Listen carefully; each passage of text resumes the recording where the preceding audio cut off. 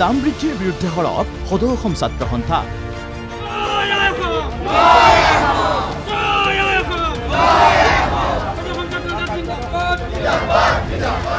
ৰাজ্যজুৰি সদৌ অসম ছাত্ৰ সন্থাৰ প্ৰতিবাদ।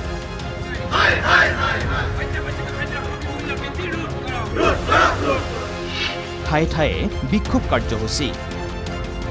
ঘৰৰ নিত্য ব্যৱহাৰ্য শাক পাচলি আলু পিঁয়াজ চাউল দাইলকে ধৰি প্ৰতিবিধ সামগ্ৰীৰে দাম বৃদ্ধিত সৰব সদৌ অসম ছাত্ৰ সন্থা। বুধবাৰে সদৌ অসম ছাত্ৰ সন্থাই ৰাজ্যজুৰি সাব্যস্ত কৰিলে অত্যাৱশ্যকীয় সামগ্ৰীৰ অভাৱনীয় মূল্য বৃদ্ধিৰ প্ৰতিবাদ। এয়া গুৱাহাটীৰ দৃশ্য।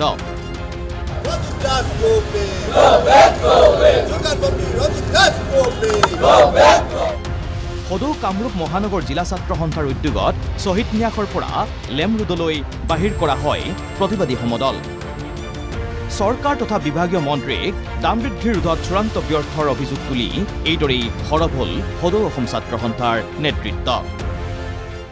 অসমত এতিয়া বজাৰত জুই লাগি আছে। সাধাৰণ মানুহে দুবেলা দুমুঠি খাবৰ কাৰণে চিন্তা কৰিব লগা এটা পৰিৱেশৰ সৃষ্টি হৈছে আৰু সেই মূল্যবৃদ্ধি ৰোধ কৰাত অসম চৰকাৰ সম্পূৰ্ণৰূপে ব্যৰ্থ হৈছে। মূল্যবৃদ্ধি নিয়ন্ত্ৰণ কৰিব লাগিব, বিদ্যুতৰ মাচুল হ্ৰাস কৰিব লাগিব, সকলো সামগ্ৰীতে যিটো মূল্যবৃদ্ধি কৰিছে এই ধৰণৰ মূল্যবৃদ্ধিৰ কামবোৰ বন্ধ কৰিব লাগিব। ইফালে চিৰাঙৰ বাচুগাঁও, দবকা, ডিব্ৰুগড়তো আছুৰ বিক্ষোভ কাৰ্যসূচী।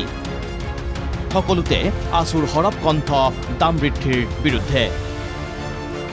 এই বিজেপি চৰকাৰখনে মিত্ৰজোঁট চৰকাৰখনে যেনেকৈ ৰাইজক আচলতে কলা ডুঙা খুৱাই আছে মূল্যবৃদ্ধিৰ জৰিয়তে, তাক আমি তীব্ৰ গৰিহণা জনাইছোঁ। ইন্ধনজাত সা সামগ্ৰী হওক, ঔষধজাত সা সামগ্ৰী হওক, শাক পাচলিৰ পৰা আৰম্ভ কৰি গেলামাল সকলো বস্তু যিটো হাৰত মূল্যবৃদ্ধি হৈছে সেইটো মূল্যবৃদ্ধি ৰোধ কৰাত অসমৰ যোগান মন্ত্ৰী সম্পূৰ্ণৰূপে ব্যৰ্থ হৈছে।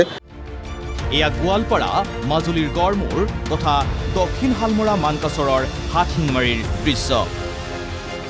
হাতশিঙিমাৰী মহাবিদ্যালয় চৌহদৰ পৰা জিলা আয়ুক্তৰ কাৰ্যালয়লৈ বাহিৰ কৰা প্ৰতিবাদী সমদলত বিভিন্ন শ্লোগানেৰে পৰিৱেশ উত্তাল কৰি তোলে আছুৰ নেতাকৰ্মীয়ে।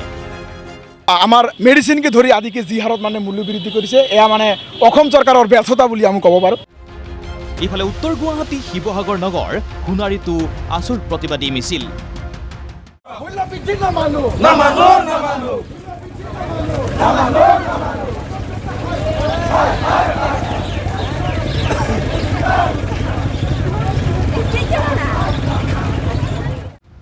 পিছ পৰি নাথাকিল সদৌ তিনিচুকীয়া জিলা ছাত্ৰ সন্থাও।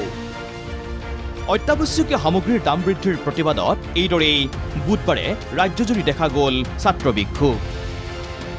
Bureau report, NKTV+।